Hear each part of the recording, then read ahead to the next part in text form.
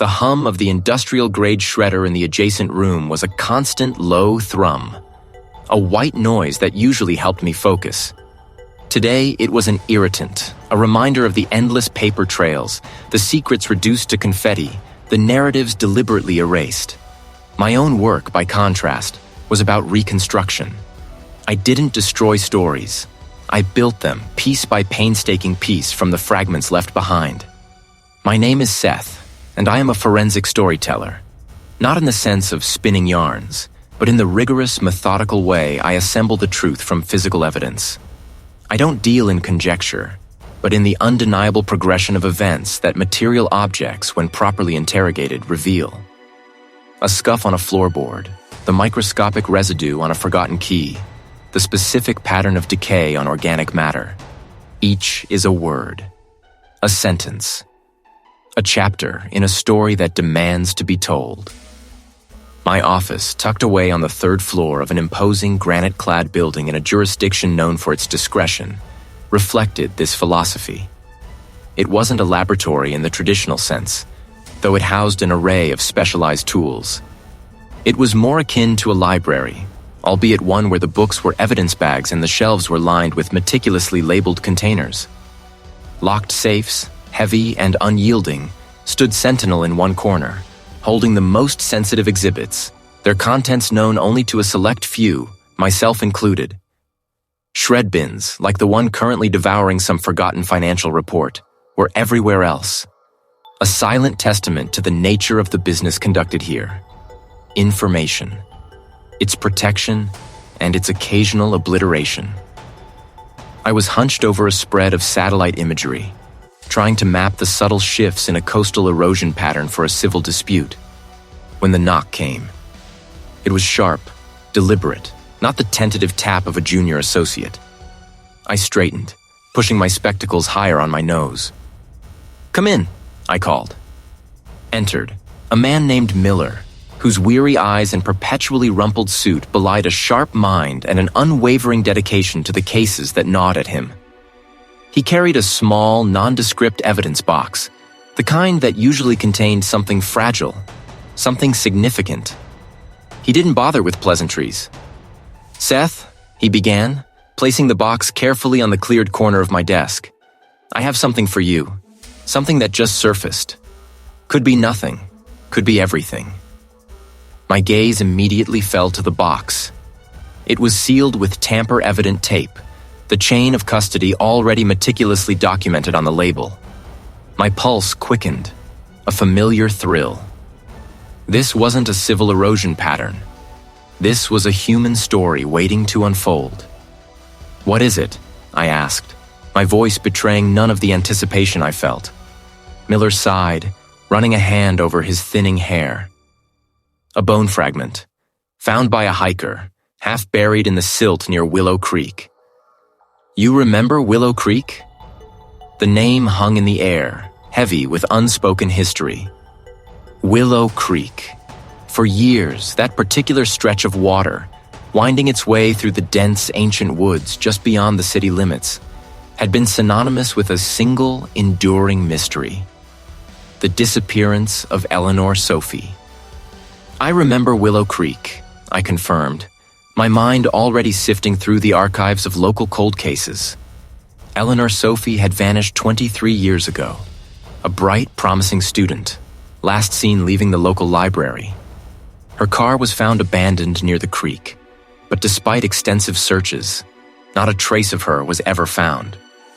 "The fragment is small," Miller continued, his voice low, "about the size of a thumbnail, but the preliminary assessment suggests it's human. And old. Very old." I picked up the box, feeling its weight. It was lighter than I expected, yet felt immensely heavy with potential. "And the location?" "Precisely where the ground was disturbed by a recent flash flood," Miller explained. "It exposed a deeper layer of soil, brought this to the surface. The hiker, a biology professor, recognized it for what it was. Didn't touch it, just marked the coordinates and called us." I nodded, my fingers tracing the outline of the box. Human. Old. The pieces were few, but the pattern they suggested was undeniable. "The initial forensics team has done their part," Miller said, observing me with an intensity that mirrored my own. "Secured the scene, collected samples, but they're not you, Seth. They can tell us what it is. You can tell us how it got there, whose it is, and maybe, just maybe, what happened." He was right. My job wasn't merely to identify. It was to reconstruct the narrative, to imbue the inert object with its lost story, to understand the forces that had shaped it, moved it, preserved it, and finally, revealed it. A bone fragment wasn't just organic matter. It was a chapter, perhaps the final one, of a life. I looked at Miller, then back at the box. "Leave it with me," I said, my voice firm. "I'll start immediately." The shredder's hum suddenly faded into the background, replaced by the silent, insistent clamor of a story demanding to be heard. I carried the small, unassuming cardboard box from Miller's office to my own dedicated workspace, a room that served as both my sanctuary and my forge. Here, under the stark glow of forensic lamps and surrounded by an array of specialized instruments, I could peel back the layers of deception that shrouded the truth. I placed the box on my stainless steel table, the surface already meticulously cleaned and prepared. With gloved hands, I carefully lifted the lid. Inside, nestled on a bed of archival foam, was the fragment. It was smaller than I'd anticipated, perhaps an inch by an inch and a half, roughly rectangular but with one edge showing a ragged tear. The material appeared to be paper, a faded cream color and surprisingly stiff. It looked utterly unremarkable, yet its urgency had imbued it with a palpable weight. My initial examination began with the naked eye, followed swiftly by a high magnification loupe. Under the intense LED light, the fragment's surface revealed a subtle, almost imperceptible texture. Not smooth like standard office paper, but with a faint, linen-like weave. The torn edge was jagged, the paper fibers splayed, suggesting it had been ripped rather than cut. There were no immediate identifiers, no printed words, no obvious patterns. Next, I moved to the stereo microscope, adjusting the focus with practiced ease. The fragment filled the oculars, its microscopic landscape coming into sharp relief. The paper fibers themselves were intriguing, a mix of long and short characteristic of a high-quality, possibly custom-made stock. As I scanned across the surface, I spotted it. A faint, almost ghost-like impression embedded within the paper structure. It wasn't a printed image, but a watermark, subtly visible only when the light hit it at a precise angle. It depicted a stylized, intertwining pair of initial letters, difficult to discern fully from such a small piece, but distinct enough to suggest a unique origin. Beneath the watermark, I also observed an extremely fine, almost invisible security thread woven into the paper itself, a detail that screamed, "specialized document." This was no ordinary office paper. I carefully collected a minute sample using a microswab and prepared it for Fourier transform infrared spectroscopy. FTIR. The FTIR analysis would give me a chemical fingerprint of the ink, identifying its precise composition, including specific dyes, binders, and additives. Simultaneously, I took a tiny fiber sample from the paper for energy dispersive X-ray spectroscopy, EDX, to determine its elemental composition, hoping to match it to known paper manufacturing processes or unique materials. The FTIR results came back first. The spectrum was complex, pointing to a high-quality, pigment-based ink rather than a simple dye. More crucially, it contained a distinctive spectral peak corresponding to a rare organic pigment often used in specialized archival inks. This wasn't off-the-shelf printer ink. The EDX analysis of the paper fibers reinforced this. A particular trace element signature hinted at a specific, less common pulp source or bleaching process. The Willow Creek disappearances had haunted the regional police force for years.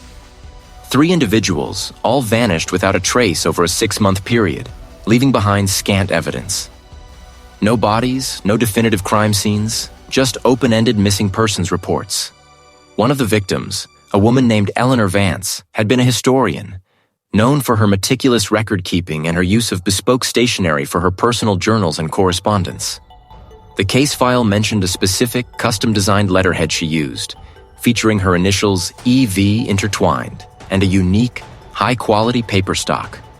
I pulled up the digitized evidence log for Eleanor Vance's disappearance. Among the hundreds of entries, there was a detailed description of her personalized stationery. Cream-colored linen finish paper, 120 GIS-M with an EV watermark and an embedded blue security thread. My heart gave a jolt. The description was eerily precise. I cross-referenced the FTIR ink spectrum and the EDX paper composition with any known data from Eleanor Vance's seized effects. A few unwritten sheets of her custom stationery found in her home. An unfinished letter. The chemical signatures were a perfect match. The specific organic pigment in the ink. The unique trace element profile in the paper fibers. Even the subtle linen texture. It all aligned with the documented characteristics of Eleanor Vance's personalized paper. And then, the watermark. I carefully maneuvered the fragment under the microscope again, adjusting the light until the faint impression was as clear as it could be. With a sigh of profound realization, I confirmed it. The intertwined initials were unmistakably EV. The fragment in my hand, found in a locked safe in an offshore law office, was a piece of Eleanor Vance's personal stationery. The ragged tear on its edge, the microscopic ink smudge. They spoke of a struggle, a hurried destruction, or a desperate attempt to hide something. Eleanor Vance had vanished without a trace, her custom stationery never fully accounted for, her journals missing. This single fragment, now undeniably hers, found in such a clandestine location, shattered the ambiguity of her disappearance. Its very existence here, in this context, screamed of concealment and a deliberate act of malice. Eleanor Vance hadn't just disappeared.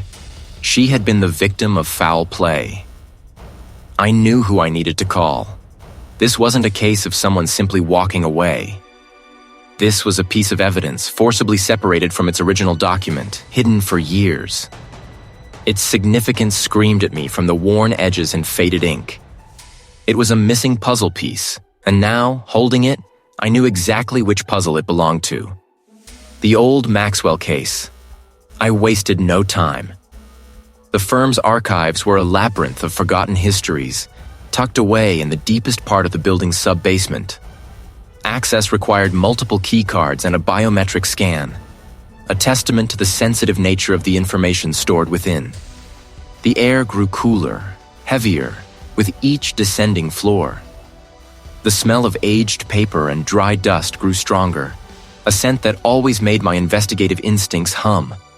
The Maxwell files were housed in a row of locked, fireproof safes, each bearing a date range. I located the correct year, inputted the code, and with a heavy thunk, the door swung open. Inside, meticulously labeled banker's boxes were stacked floor to ceiling. I pulled out the one marked Maxwell, Arthur, Reed, Mia, and Holdings, 2008-2010, the period immediately preceding his disappearance and the ensuing asset freeze. Back in my office, the fragment lay on my desk, a silent challenge. I spread the original Maxwell case documents across the vast expanse of polished mahogany. The original investigation had been exhaustive, or so everyone had believed. Hundreds of pages, corporate registrations, offshore trust deeds, asset declarations, communication logs, property transfers. It detailed Arthur Maxwell's intricate network of shell companies, his investments, his liabilities. The firm had handled much of his structuring, creating a complex web designed for discretion, not deception at least, not initially. I started at the beginning, scanning through the official corporate minutes of Auriga Holdings S.A., one of Maxwell's primary investment vehicles. The fragment, I believed, was part of a financial instrument, perhaps a bearer share certificate or a specific transfer instruction.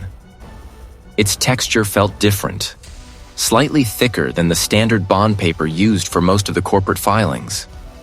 My eyes swept over the official record of Auriga's shareholders meeting from March 12, 2009.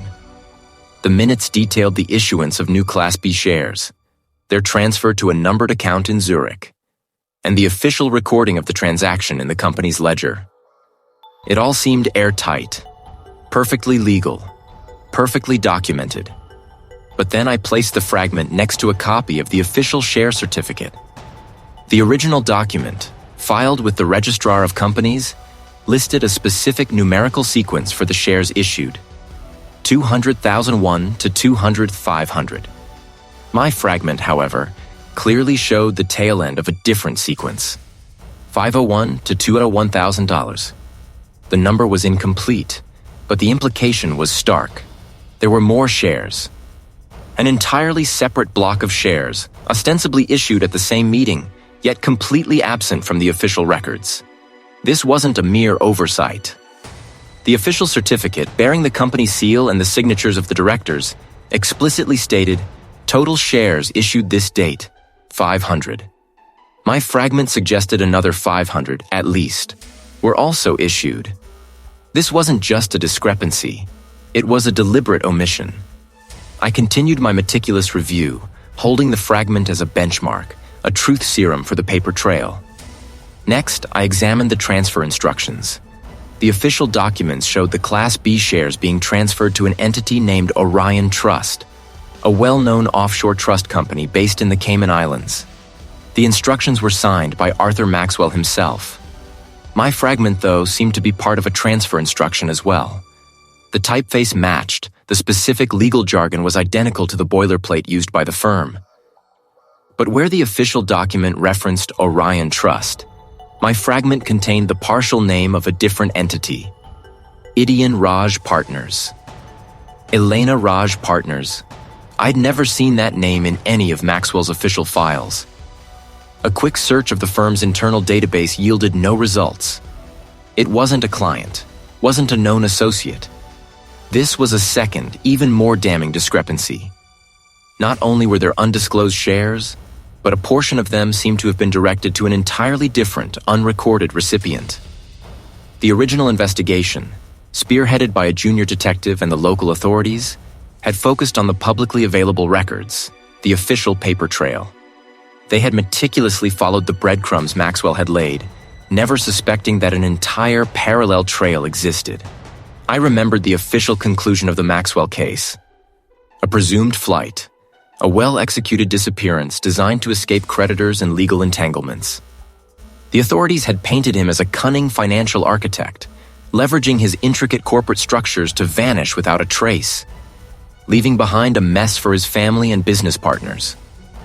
But what if Maxwell hadn't vanished? What if he had been made to vanish? Perhaps because of these undisclosed assets, these secret transfers. The fragment wasn't just evidence of a flaw in the initial inquiry. It was proof that the initial inquiry had been fundamentally misled, perhaps even deliberately diverted. The official story of Arthur Maxwell's disappearance was a carefully constructed fiction. I had a new direction, a new suspect. Not Arthur Maxwell, but whoever had gone to such lengths to excise this information from the official record, and why. The game had changed. The dust of the archived files suddenly felt less like history and more like a shroud. Presenting my findings to wasn't about proving I was right. It was about convincing him that the original investigation had been fundamentally flawed, and that Arthur Maxwell wasn't just missing. He was almost certainly dead. His remains simply misplaced or deliberately concealed. I laid out my analysis. The odd discrepancies in the ground penetration radar scans from the original search. The peculiar soil samples collected and then dismissed. Statements that hinted at a secondary, less explored area. My replotted coordinates, cross-referenced with old geological surveys, painted a picture of a specific, isolated pocket of land that the initial search had only superficially grazed. There was a low hum in the room as I spoke, the air thick with the weight of my words. A man whose face usually betrayed nothing watched me with a growing intensity. He saw the logic, the meticulous detail, the sheer unlikelihood that all these data points, when combined, pointed to nothing. "It's a long shot, Seth," he'd said, his voice gravelly. but it's the best one we've had in years." That was all I needed. The approval came swiftly, a stark contrast to the glacial pace of bureaucracy I usually encountered. Within days, I was no longer sifting through paper in a sterile office, but standing on a windswept bluff overlooking a stretch of rugged coastline. The air tasted of salt and damp earth, a welcome change from the stale scent of old documents. This was the location my analysis had highlighted, a remote area originally deemed too unstable for extensive digging, a convenient excuse for a cursory search. The team was small, efficient. We started with a methodical grid pattern, the ground hard-packed, resistant. Days bled into one another, marked only by the shifting light and the steady rhythm of spades and brushes. There were moments of doubt, the vastness of the landscape threatening to swallow our efforts whole. But I held on to my conviction, the certainty born from hours of poring over forgotten facts. Then, on the fourth morning, a shout cut through the drone of the wind. "Seth, over here!" I moved quickly, my heart hammering against my ribs. A young archaeologist, trowel poised, pointed to a patch of disturbed earth, a subtle change in color that only a trained eye would catch. We expanded the perimeter, working with a delicate precision that belied the urgency in our movements. It began with a fragment, a small, calcified piece of what was undeniably human bone, unearthed from a layer deeper than the surrounding soil, suggesting burial rather than natural deposit. This wasn't a random find. This was a purposeful placement. We continued, each scrape of the trowel revealing more. A long bone, then a section of a rib cage, partially articulated, lying just beneath the surface. As more of the remains emerged, carefully brushed clean of the clinging earth, the details began to solidify. The skeletal structure matched the general profile of Arthur Maxwell as described in the missing persons file. Male, approximate age range, general stature.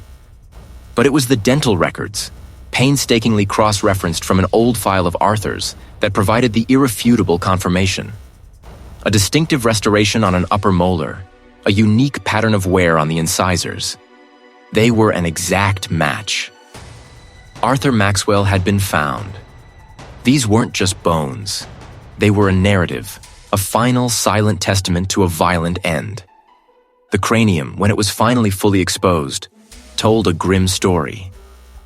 There was significant disruption on the left side of the skull, a localized area where the bone had been driven inward. The pattern of the fracture lines radiated outwards, consistent with a single, powerful impact from a blunt object. It wasn't a random injury. It was concentrated, deliberate. Further down the skeleton, a series of distinct marks on several ribs caught my eye.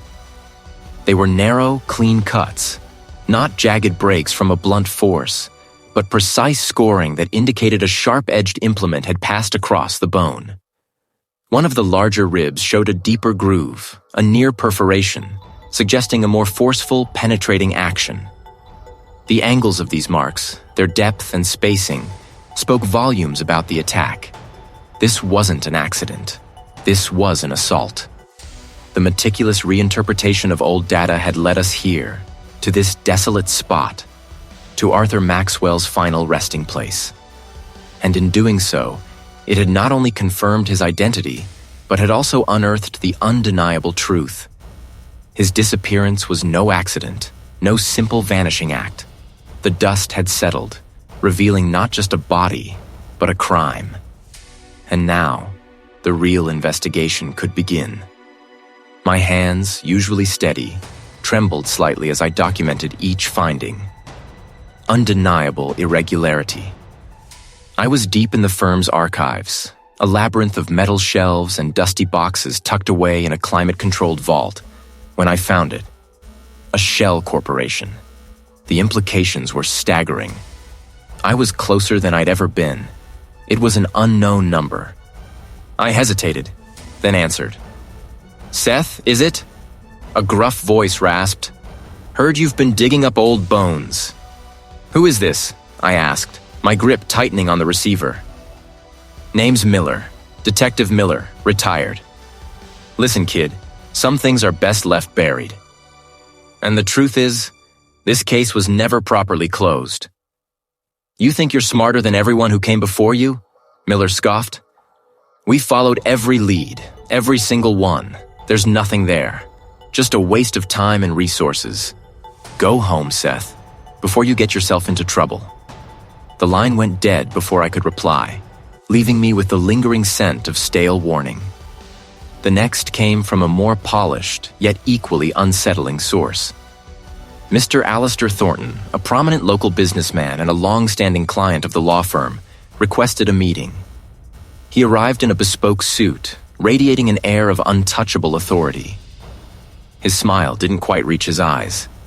"Seth," he began, settling into the plush chair opposite my makeshift workspace in a conference room. "I understand your diligence in this matter. However, this firm has a reputation to uphold. And frankly, your continued presence is becoming a distraction." I met his gaze evenly. "My presence is necessary, Mr. Thornton. I'm following a trail of financial irregularities that directly links to the original investigation." "Irregularities?" He chuckled, a dry, humorless sound. "These are offshore accounts, Mr. Seth, designed for discretion, not deception. Every transaction is perfectly legal, perfectly documented. We pride ourselves on our meticulous record-keeping." He gestured vaguely towards a row of heavy locked safes lining one wall of the office. Impenetrable fortresses of steel and combination locks. "Our clients expect complete confidentiality." "And what about transparency?" I pressed. "When that confidentiality appears to be shielding something more nefarious?" Thornton's smile vanished. "Be very careful what you imply, mister. I assure you, you're barking up the wrong tree. There are no secrets here that warrant your continued investigation. Perhaps you've missed something. A crucial piece of information that would explain everything and allow you to move on." His eyes held mine for a beat too long. A subtle, almost imperceptible challenge. The following morning, I found what seemed to be that crucial piece of information, tucked into a forgotten corner of a shred bin. Amidst a pile of discarded paper strips was a partial document. It was a fragment of a memo, its edges ragged, but enough remained to piece together a name. Silas Croft. And a date. Croft was a name I recognized. A known associate of the original victim, but one who had been thoroughly vetted and dismissed by the initial police investigation due to a solid alibi. My forensic team spent the better part of the day reconstructing the memo. It was painstaking work, aligning hundreds of tiny strips of paper like a jigsaw puzzle. When it was finally complete, the memo outlined a detailed, albeit convoluted plan for Croft to flee the jurisdiction. It was a bombshell, seemingly the definitive answer I had been searching for. I spent the next 2 days chasing down this new lead. I pulled old reports on Croft, cross-referenced his known associates, and even made a few discreet inquiries in the city where the memo claimed he had fled. Each step led to a dead end. His alibi still held firm. The people I contacted remembered him, but none had seen or heard from him since the original investigation.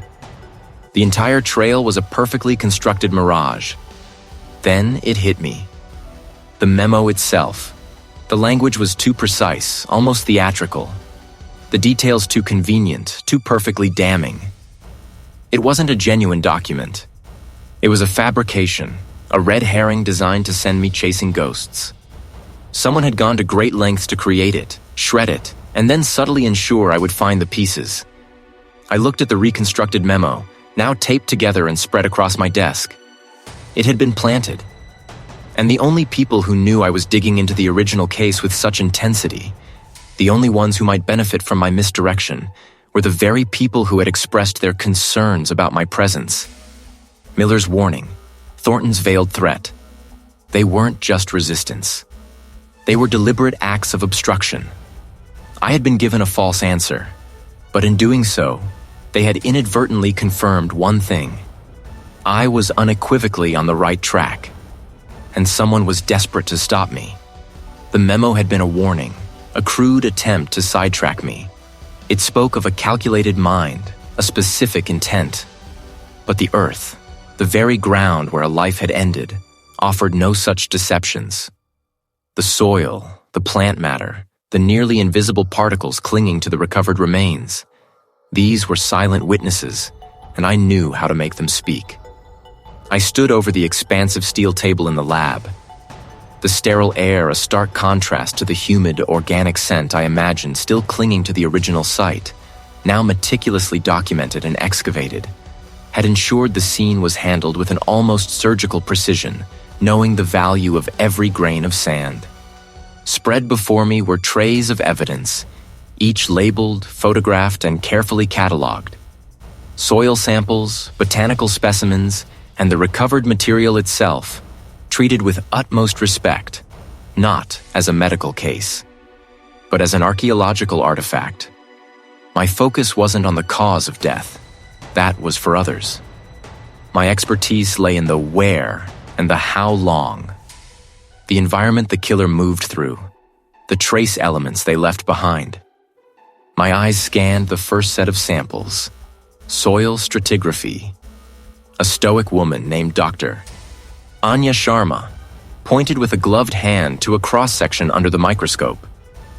"Notice the distinct layers, Seth," she said, her voice low.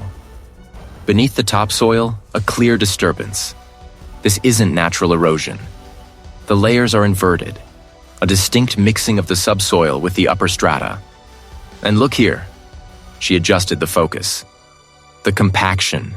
It indicates significant force, consistent with digging, then backfilling."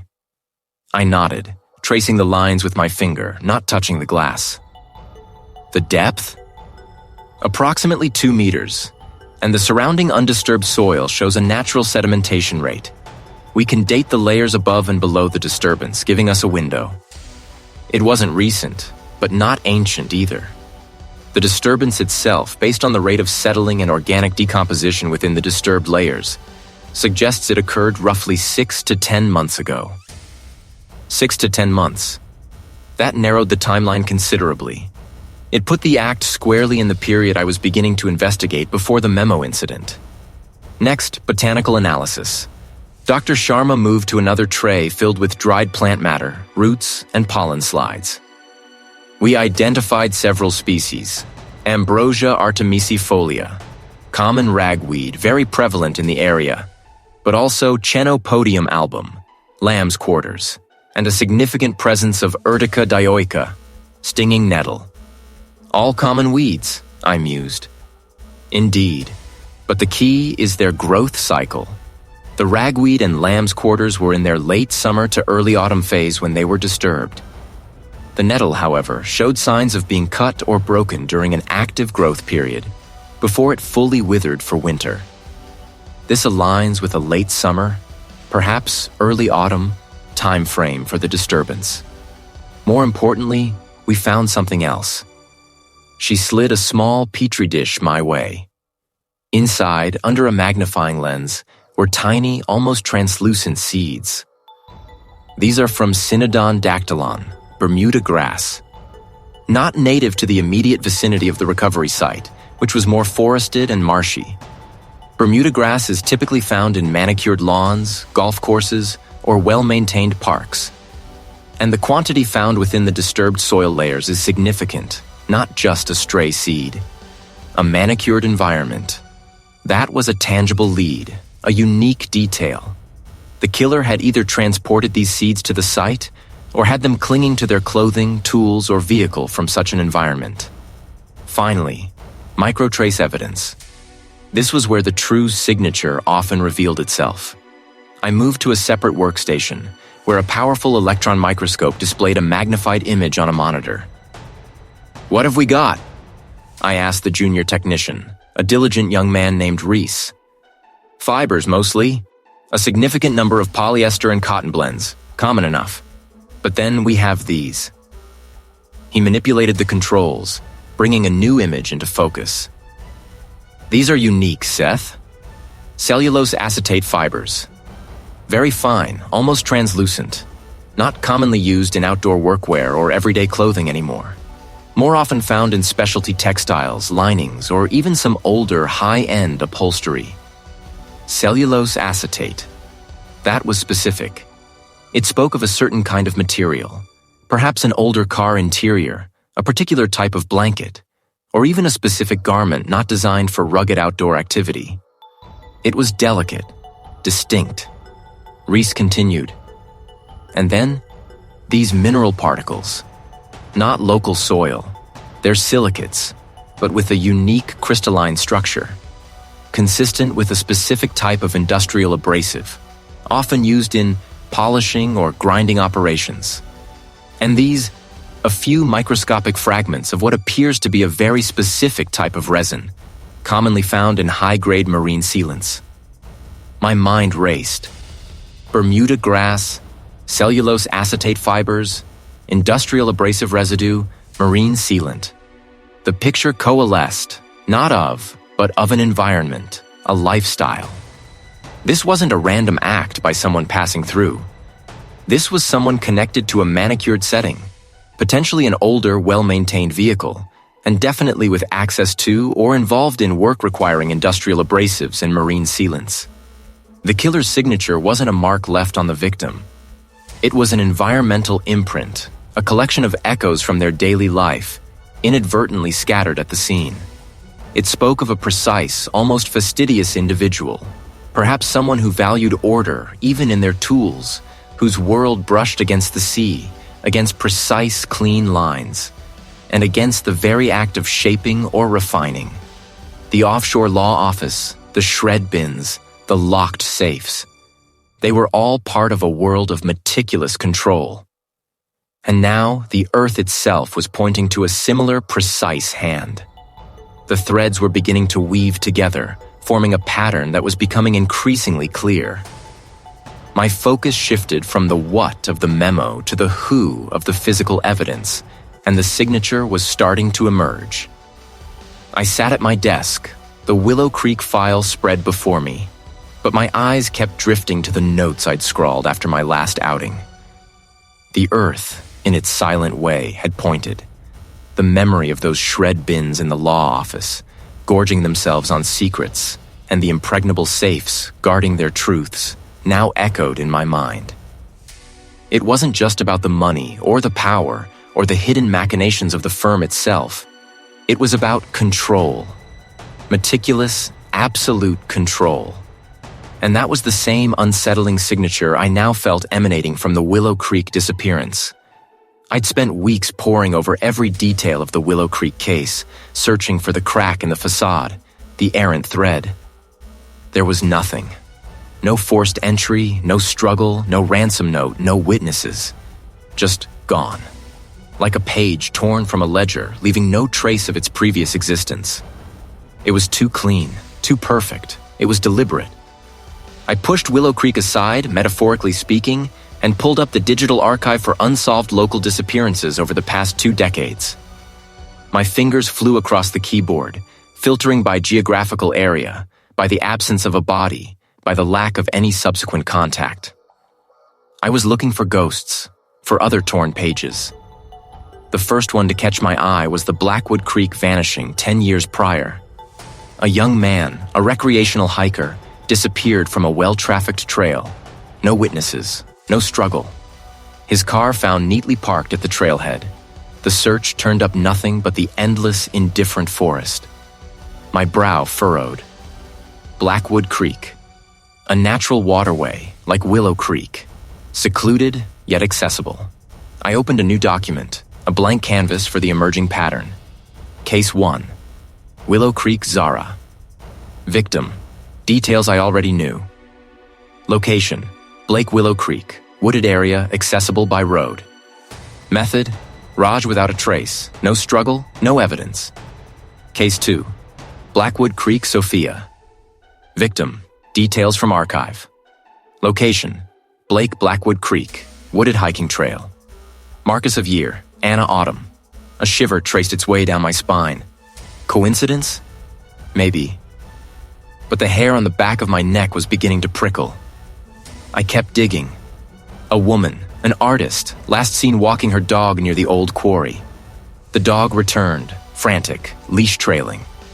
The woman did not. No trace. The quarry, long disused, was full of stagnant water and overgrown brush. Another natural, isolated yet accessible location. Another late autumn disappearance. The list grew. The Chen Yuki disappearance. The Grant Dean incident. The old logging road vanishing. Each case, a standalone tragedy, meticulously documented in its own file. Yet now, under my scrutiny, they began to bleed into one another, their edges blurring. I started to organize my findings, not by individual case, but by shared characteristics. Victim profile, not overtly vulnerable. Often solitary, but not isolated. Routines, but with flexibility. They weren't targets of opportunity in the traditional sense. They seemed selected. Location. Always tied to natural wild spaces. Creeks, rivers, quarries, dense woods. Places where nature could reclaim a secret quickly. And crucially, places that, despite their wildness, were always within a reasonable proximity to a road or a known path. A complete, almost surgical absence of evidence. No struggle, no discarded items, no disturbed earth. Someone was cleaning up after themselves with an unnerving proficiency. Timing. A recurring pattern emerged. Anna autumn, early winter. The turning of the seasons, when the light grew short, the leaves fell, and the woods became stark and silent, less frequented. A time of transition, of natural concealment. The Willow Creek Zara wasn't an isolated incident. The meticulous control I'd observed in the financial world, the careful erasure of information, was being applied here in the raw, untamed world of the forest. It was a signature, and it was terrifyingly consistent. It was, as I'd suspected, a thread, one of many, woven into a much larger, more terrifying tapestry. The next step, the crucial one, was to unravel that tapestry, to find the weaver. My gut clenched with a grim determination. The offshore law office was a fortress of information, a labyrinth of corporate secrets and meticulously filed histories. I was holed up in a secure annex, a windowless room that hummed with the quiet efficiency of servers and the soft glow of multiple monitors. Around me, towering shelves groaned under the weight of binders, boxes, and file cabinets, each containing decades of legal battles, contractual agreements, and, more pertinently, incident reports. Sophia shred bins, the size of small refrigerators, stood sentinel in corners, silent monuments to information that had been deemed disposable.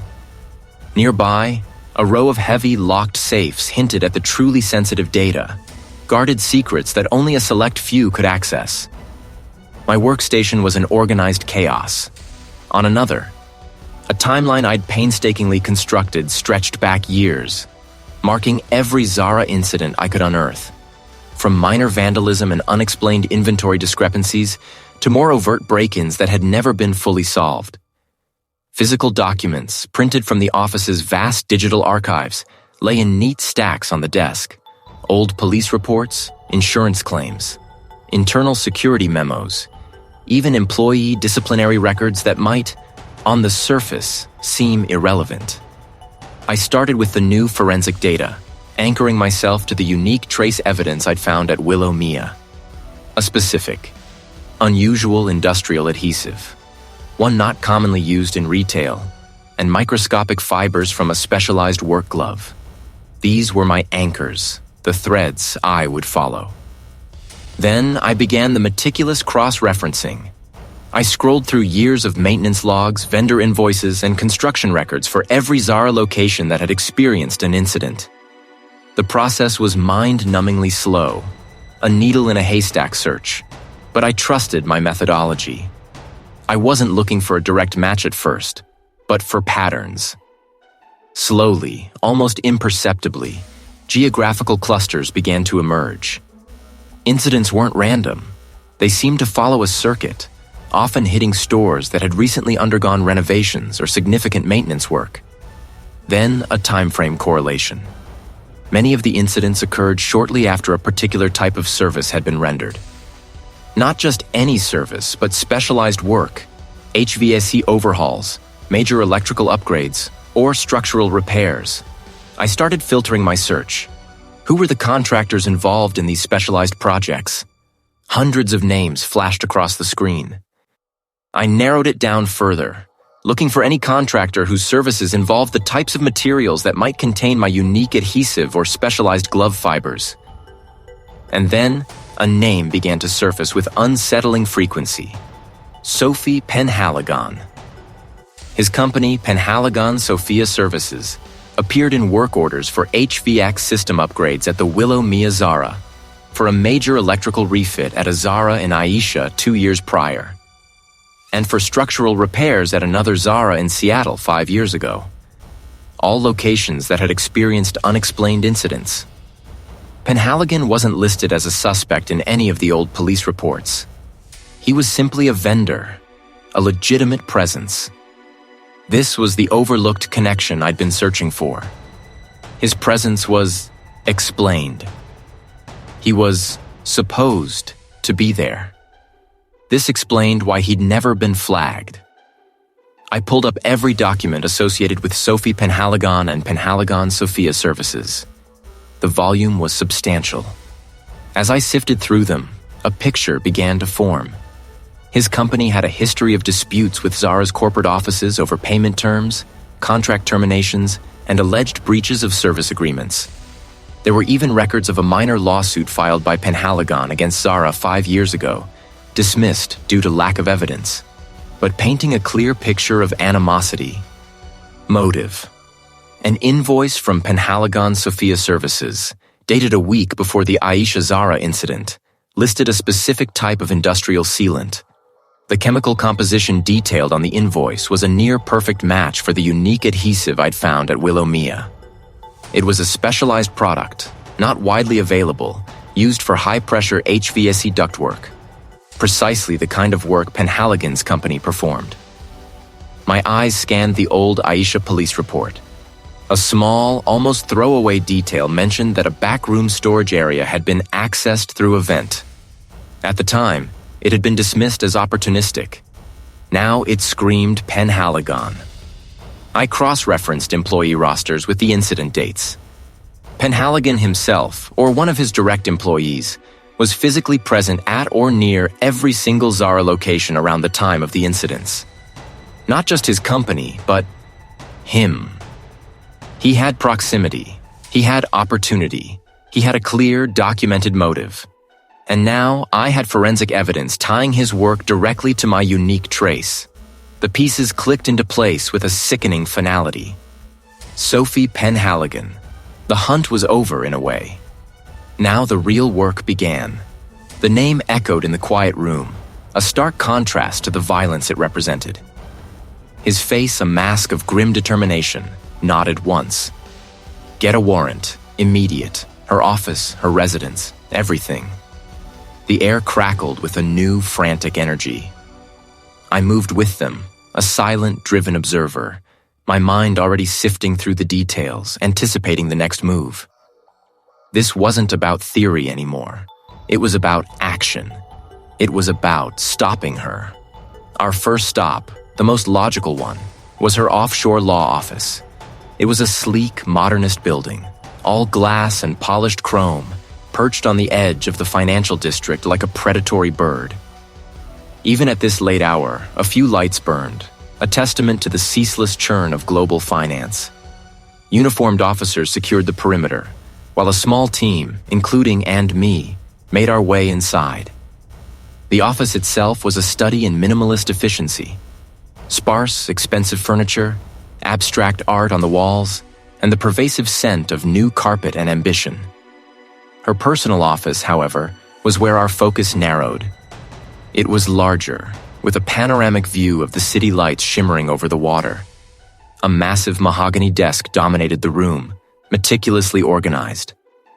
There were shred bins, of course, industrial grade, built to destroy secrets, and a formidable-looking safe. Built into the wall behind a discreet panel, its chrome dial glinting under the harsh overhead lights. Started with the desk, pulling open drawers with a practiced, methodical hand. I, however, gravitated to the floor, my eyes scanning for anything out of place. This wasn't about documents. It was about traces, about the microscopic world that always betrayed us. I knelt, pulling out my small, powerful LED flashlight, sweeping its beam across the immaculate, charcoal-gray carpet. My beam danced across the floor, highlighting dust motes, stray fibers, the usual detritus of a busy life. But then, near the leg of her executive chair, tucked almost invisibly into the pile of the carpet, I saw it. A faint, almost imperceptible discoloration. Not dirt, not dust. Something else. I leaned closer, pulling out my magnifying loupe. The tiny particles caught the light, glinting. It was soil, but unlike any common urban grit. This wasn't the sandy loam of the city parks or the pulverized concrete of construction sites. My breath hitched. I knew this. I had seen this exact composition before, under a microscope. During the initial analysis of the soil samples taken from the first crime scene, the remote marshy area where the first victim had been found, far from any paved road. It was a specific type of clay-rich soil, unique to that isolated wetland, infused with a rare, naturally occurring mineral deposit that gave it that distinct reddish tint and crystalline shimmer. We had noted its unusual composition, but hadn't yet had a suspect to link it to. Until now. He turned, his brow furrowed with impatience. "Find anything, Seth?" "More than anything," I replied, my gaze fixed on the minuscule particles. "Look at this." He knelt beside me, his expression shifting from skepticism to curiosity as I shone the light, guiding his eye to the almost invisible stain. "Soil?" he asked, dismissively at first. "People tracking dirt all the time."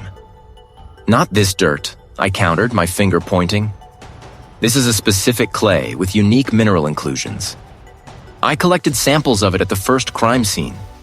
It's found only in that isolated marshland, nowhere else in this region. This isn't just common mud. This is a signature."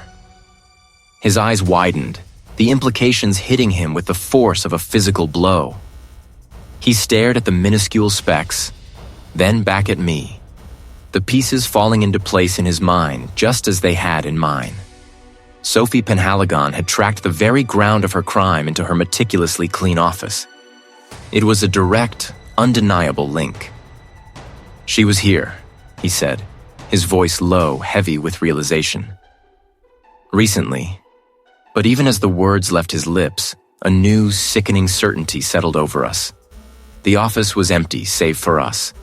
No sign of struggle, no hurried departure. The shred bins were full, yes, but not overflowing with fresh destruction. The safe remained stubbornly locked. She wasn't here now. She hadn't been here for at least a few hours. A uniformed officer entered, his voice apologetic. "Sir, we've checked the building's security footage. Ms. Penhaligon left approximately 3 hours ago. Alone. So close. The chase had begun, and we had our first solid clue, but she was already one step ahead. The net was closing, but Sophie Penhaligon, like a phantom, was still out there.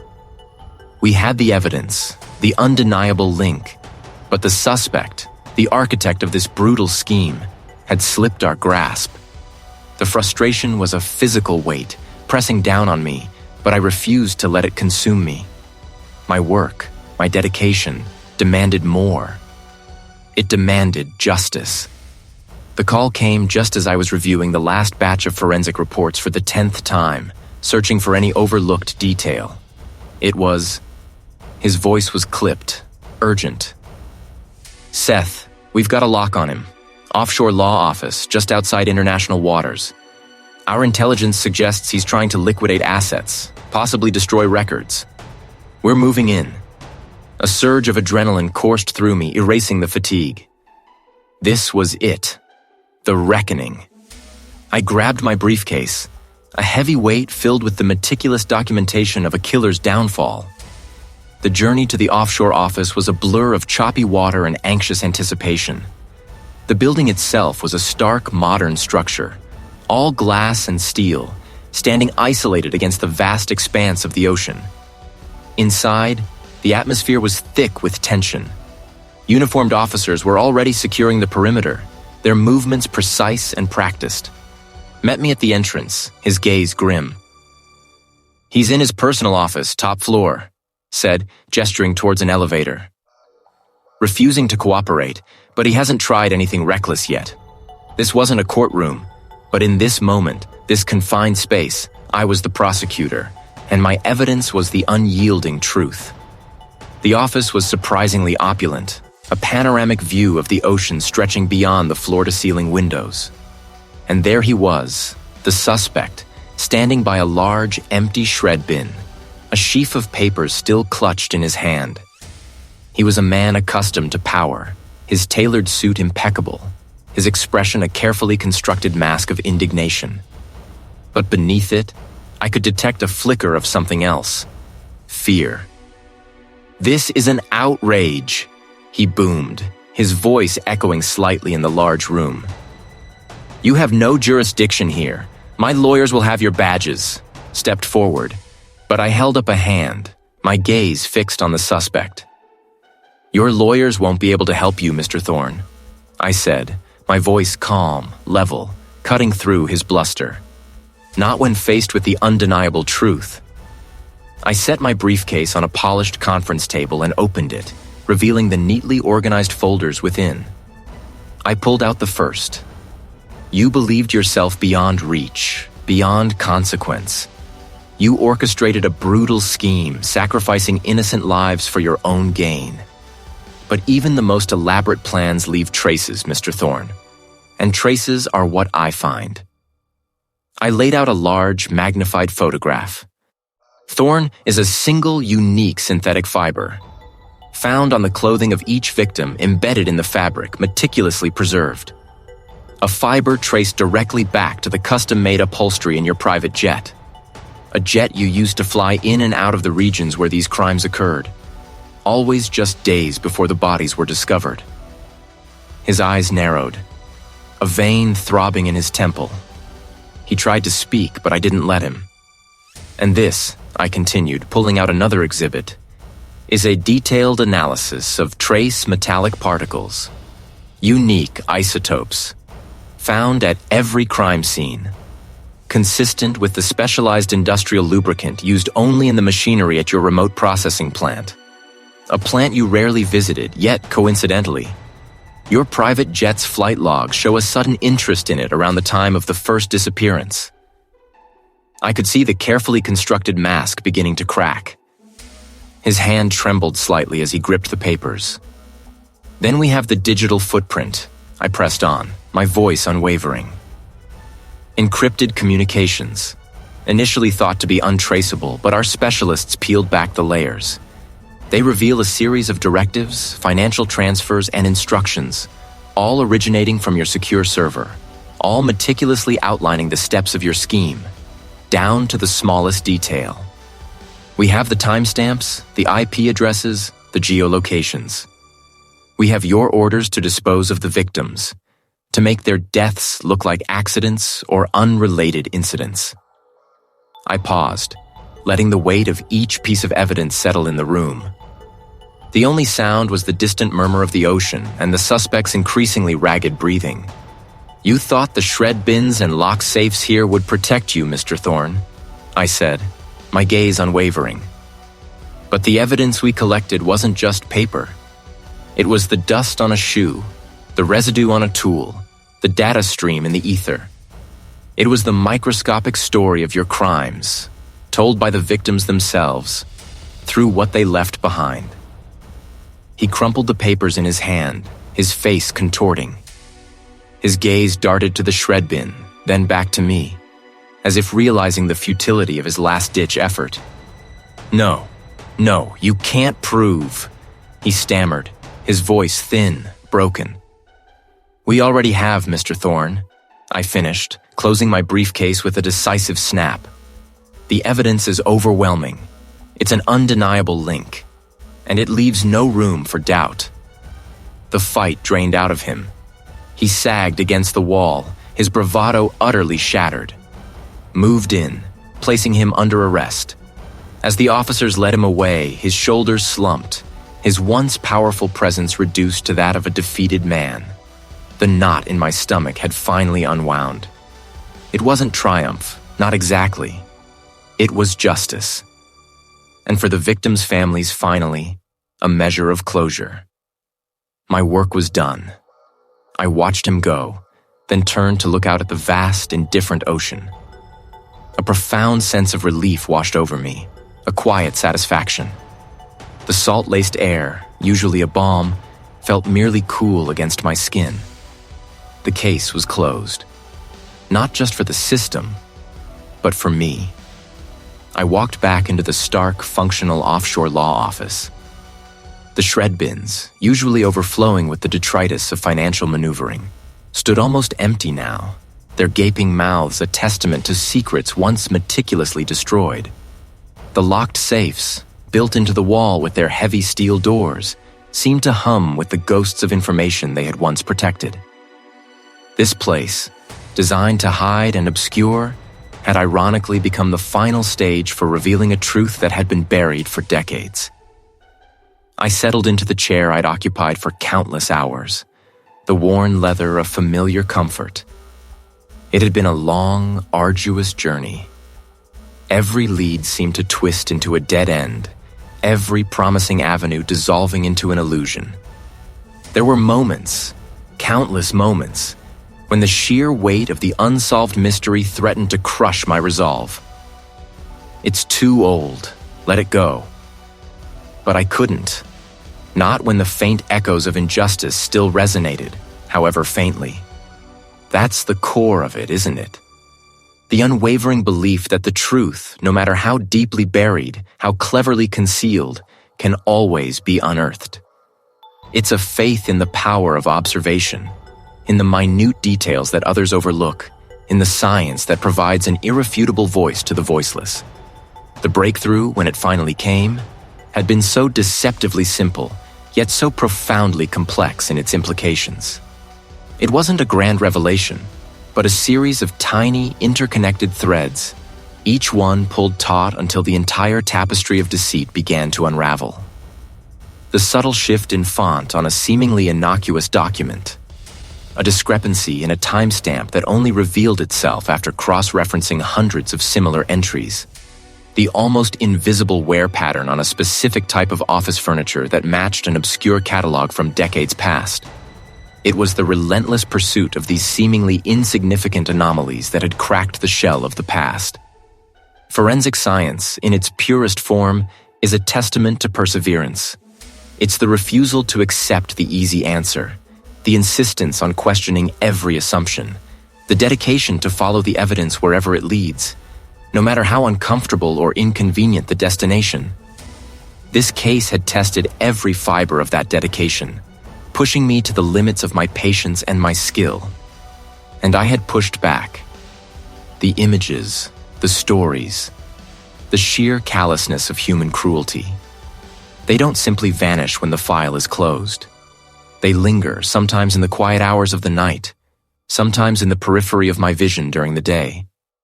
The victims, though I had never known them in life, had become intimately familiar through the fragments of their existence I had painstakingly pieced together. Their silent plea for justice had been a constant driving force, and now, with the resolution, came a profound sense of responsibility fulfilled, but also a quiet sorrow for the lives irrevocably altered. It's a personal toll, yes. The sleepless nights, the obsessive focus, the way the world sometimes shrinks to the confines of a single investigation.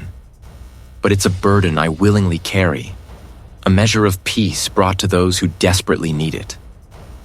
My unique insight, my ability to see the connections where others see only chaos, is both a gift and a curse.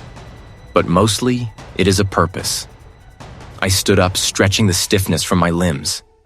The office, once a pressure cooker of tension, now felt neutral. My work here was done. This chapter was closed. And I, Seth, had a knack for finding the light switch. As I gathered my few remaining belongings, my eyes drifted to a dusty corner of a bookshelf where a stack of old folders lay forgotten. One, in particular, caught my attention. A quiet hum beneath the surface of my skin. The ache of the previous case was still there, a dull throb, but it was already beginning to recede, making room. There were more echoes out there, waiting to be heard. More futures waiting to be written, shaped by the past. My work was far from over.